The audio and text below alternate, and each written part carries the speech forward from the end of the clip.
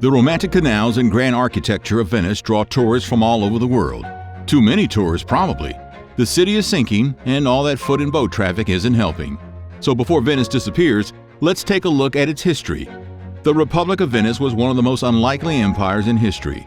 Sandwiched between superpowers and bombarded by nearly 800 years of perpetual warfare, the Venetians somehow managed to become some of the most prolific maritime merchants in history, and in the process made themselves filthy rich. What happened to the Venetians during the reign of the Muslim dynasty?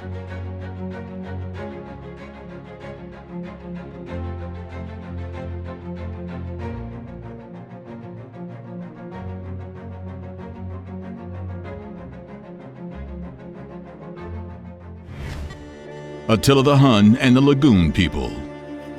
In 452 AD, Pope Leo I walked outside the gates of Rome to meet with Attila the Hun and his army. Rome seemed on the brink of disaster. The empire was reeling, about to crumble, and there was no way for them to put up much of a fight if Attila decided he wanted a piece of it. We don't know what was said between Attila and Leo during the meeting. According to one Catholic legend, Leo proclaimed the following: "The people of Rome, once conquerors of the world, now kneel conquered. We pray for mercy and deliverance. You have subdued. O Attila, the whole circle of the lands granted to the Romans. Now we pray that you, who have conquered others, should conquer yourself. The people have felt your scourge. Now they would feel your mercy." Then apparitions of St. Peter and St. Paul appeared from the clouds and cast a warm glow on Attila and Leo as they embraced the Hun warrior, shedding tears of a newfound compassion. Well, hold on a second. That last part was actually kind of inspired by a painting of the scene done by Raphael nearly 1,000 years later. No. This Raphael. While we don't really know what Leo said, we know it worked. Attila backed off. Was he moved by Leo's plea for mercy? Or maybe it was the fact that Attila's troops were hit with a bit of pestilence. A ton of them got sick, and they were running low on supplies, and Attila decided the saints in the sky were a bit strange. Maybe he didn't want anything to do with Rome anyway. Leo I is one of only two popes who got the moniker the Great attached to their names, as in Leo the Great. And part of the reason may well have been this meeting. So what does any of this have to do with Venice? Well, in the 5th century, the Western Roman Empire was crumbling under the weight of repeated invasions by the Goths, the Visigoths, the Vandals, and of course the Hun.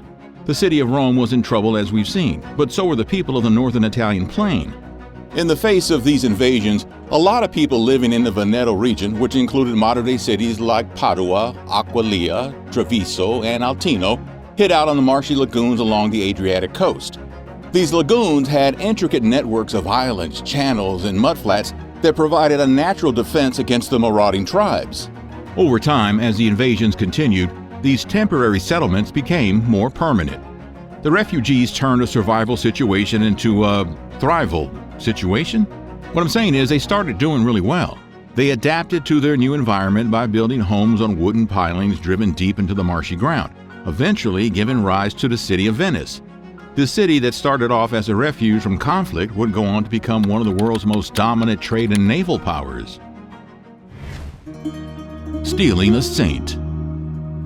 In 828, two Venetian merchants traveled to Alexandria to do business. Venice was quickly becoming a major player in Mediterranean trade, and the merchants were looking to get their hands on some of the finest silks, spices, and textiles that were passing through Egypt's storied port city, still one of the busiest in the world at the time. While they were there, the merchants decided to stop by a Christian church and check out the remains of St. Mark. St. Mark, it turns out, wrote the Gospel of Mark and lived most of his life in Alexandria, which is why his tomb was there. He was and is a pretty big deal for Christianity. But he wasn't so important for the people who were ruling Egypt by the time these Venetian merchants arrived. This new religion called Islam had popped up 200 years earlier. And in 641, Egypt fell to the Muslim Rashidun Caliphate. They weren't so keen on keeping St. Mark's remains or his temple around for much longer. The two merchants heard this news from the two priests who were taking care of the temple. They told the merchants that the governor of Alexandria was planning on using the marble from the temple to build a palace in the ancient city of Babylon. Old St. Mark was in trouble. So the merchants hatched a plan. In the cover of darkness, they switched out St. Mark's remains with the remains of some lesser-known martyr. They also carried off some other relics. They brought the remains to their ship and hid them underneath wicker baskets that were filled with cabbage and pork.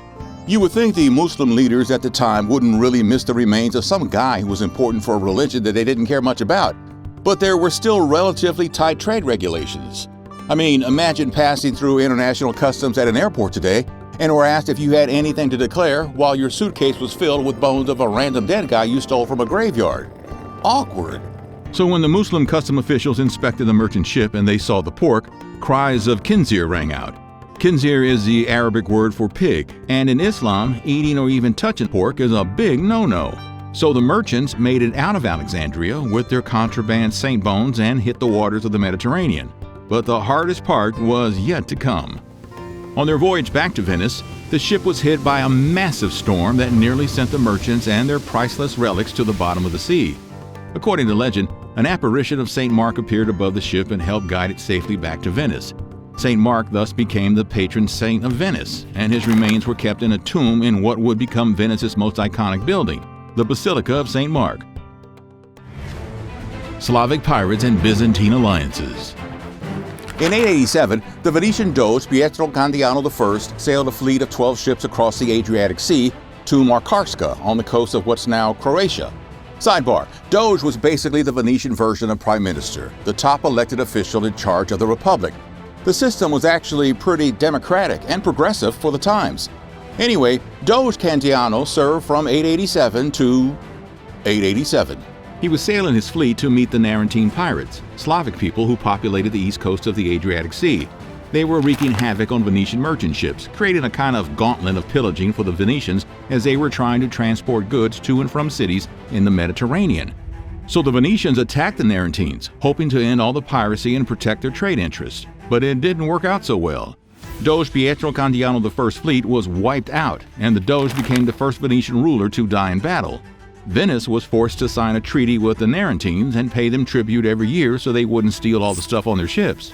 That went on for another 100 years or so, but Venice was quickly becoming more powerful. They entered into a series of alliances with the mighty Byzantine Empire. In the 9th and 10th centuries, the Byzantines were facing all kinds of threats, both internal and external. The most significant were the Arab Muslim empires to the south and east and the rise of Slavic and other states in the Balkans, including the Narentines. The Byzantine navy was stretched thin across multiple fronts, and they needed help from Venice. The Arab-Byzantine Wars, which spanned centuries, saw tons of naval engagements in the Mediterranean. Venice's naval prowess was called upon by the Byzantines to help repel Arab fleets. Venice's interest was clear. The rise of Muslim naval powers was a direct threat to their own trade and maritime routes. And there was still the lingering problem of the Narentines. At the turn of the second millennium, Doge Pietro Osceola II moved against the pirates, who by that time had allied with the king of Croatia. A Venetian fleet of just 6 ships rampaged across the Croatian coast, in what historians have described as a scorched earth policy. Narentine strongholds were obliterated up and down the coast. We're not exactly sure whether or not there was literal scorching of the earth, but given the growing alliance with the Byzantines, there's a chance they could have been using Greek fire, a mysterious concoction cooked up by the Byzantines that was kind of like napalm and used to devastate an effect throughout the empire's history. The last Narentine stronghold during the campaign was an island fittingly named Las Torvo. Pietro II's fleet descended on the island and its fortified city. They laid siege to it, and after effectively cutting off their water supply, forced the Narentines to surrender. The Venetians then burned the town to the ground, though they spared the lives of most of the residents and let them move and let them build a new town nearby. The Venetians now had a stranglehold on the Adriatic, and although there would be more conflict between them and the Croats over the course of the next couple hundred years, it was the Venetians who were holding all the cards. The Byzantines were super happy that the Venetians had gotten rid of the pesky Narentine pirates. To thank them for their continued military support, the Byzantine emperors granted them a series of privileges. Maybe the most important, the one that basically helped kick Venice's maritime industry into overdrive, was the Golden Bull of 1082. In it, Byzantine Emperor Alexios Komnenos I gave the Venetians some pretty significant trade concessions. Venice was given the right to trade throughout the empire without paying taxes. They were also given control over specific districts in key cities, including Constantinople, where they could live, trade, and worship as they pleased. Soon after, one of Venice's secret weapons helped kick things up another notch. The Arsenal of Venice. The Arsenal of Venice was an industrial shipbuilding and weapons manufacturing site unrivaled anywhere in the world. It was built in the 1100s. By the 1400s, it was a behemoth. It was so important that it was even mentioned in Dante's Inferno. Oh, and Galileo became a consultant there in the mid-1500s, helping provide insights into rowing technologies and compasses. There were 16,000 workers at the site, called the Arsenalati, an elite and respected workforce of naval specialists. There were shipwrights, carpenters, caulkers, blacksmiths, rope makers, oar makers, and ballistics experts, among others. Labor at the arsenal was organized in a way that allowed for an efficient assembly line-like production that would never be matched until the Industrial Revolution, centuries later. This efficiency enabled the arsenal to remarkably churn out a ship in a single day, at least by some accounts. The arsenal was ground zero for some of the most groundbreaking naval innovations of the millennium. The Venetians were pioneers in something called frame-first boat building, which used less wood and allowed ships to be built much faster. They also created new cannons called bombards and developed more powerful handguns and crossbows. There was a lot going on there. And it was all pretty top secret. The arsenal of Venice was guarded day and night. The Venetians had no intentions of letting anyone in on their military secrets, and for good reason. The stuff going on inside the arsenal was making the tiny republic a world superpower. Like, imagine if Luxembourg was a superpower today. That's about as big as the mainland Republic of Venice was back then, minus its sea territories, the biggest of which was Cyprus. Because of all the secrecy, there were a whole lot of rumors and legends about what went on inside the arsenal. Some say they were secret laboratories where scientists developed new weapons and technologies. Others say that there were underground tunnels that led to other parts of Venice or even to other countries. There were rumors that the arsenal was home to a secret society of alchemists trying to cook up the Philosopher's Stone, and that they had managed to make a ship with a special type of wood that was covered in a magical paint. The paint made the ship invisible to the naked eye, and it could only be seen by those who knew where to look. Some of these stories were no doubt fueled by the fact that the Venetians had a love for secret societies. By the 13th century, they were wearing these intricately designed masks and going to parties where all kinds of things went on that you wouldn't want others to know about. The mask allowed for a bit of anonymity, and in a pretty hierarchical society, both the elite and the common people could actually come together and mingle, gamble, or engage in other less reputable activities without fear of recognition. Venetian spies. In 1310, a guy named Bramante Tiepolo hatched a plan to overthrow the Doge and the entire Great Council of Venice. It amounted to a full-blown coup attempt, but the plot was found out. In the aftermath, one of the shady spy organizations in history was born, the Council of Ten. They operated outside of any official government oversight and set up an intricate network of informants and spies both within Venice's borders and internationally. Imagine if the NSA and the CIA had an Italian baby dressed in frilly frocks and leggings, and you basically have the Council of Ten. It was nothing to mess with. The Venetian spy network, overseen by the Council of Ten, would play a huge yet shadowy role in Venice's dominance in the Mediterranean. These spies became particularly useful in the 15th and 16th centuries, when Venice was drawn into conflicts with the Ottoman Empire. One of the few spies we actually know about is a guy named Bartolomeo Bruti. Bruti was one of several Venetians known to operate in the cosmopolitan environment of Constantinople during the mid to late 1500s. He was actually Albanian, but the Venetians were known for giving citizenship to foreign agents who helped them out in certain ways. Bruti was one of those guys. He was particularly active in Pera, now known as Beolu. Pera was a Genoese-controlled region just across the Golden Horn from Constantinople and was a pretty international place, making it a diverse trading hub, but also a hive of espionage activity. Bruti would slink around the streets and have back-alley meetings with Ottoman informants to find out what the empire was up to in terms of military and political maneuverings, and then take that information back to Venice. But Bruti was a true international man of mystery. At one point, he became a double agent for Spain and then switched over to the Ottoman side to help them out. He even had direct correspondence with Queen Elizabeth I and was pretty instrumental in helping avert a war between Poland and the Ottoman Empire, mostly because the war would hurt English trade. The guy was really all over the place. His shifting alliances would eventually lead to his downfall, though. In 1591, Bruti was arrested in Moldavia, a vassal state of the Ottoman Empire. He died in prison under mysterious circumstances. Some say the prince himself removed Bruti's nose and then ended his life in his cell. Sometimes it doesn't pay to be a spy. There's political espionage and then there's industrial espionage, and Venice was pretty good at both. In 1474, Venice enacted something called the Patent Statute, also known as the Monopoly Law. The law was the first in the patent system in the world. It allowed inventors or people who introduced a new machine or process to the Venetian Republic to have exclusive rights to use, produce, and profit from it for a set number of years.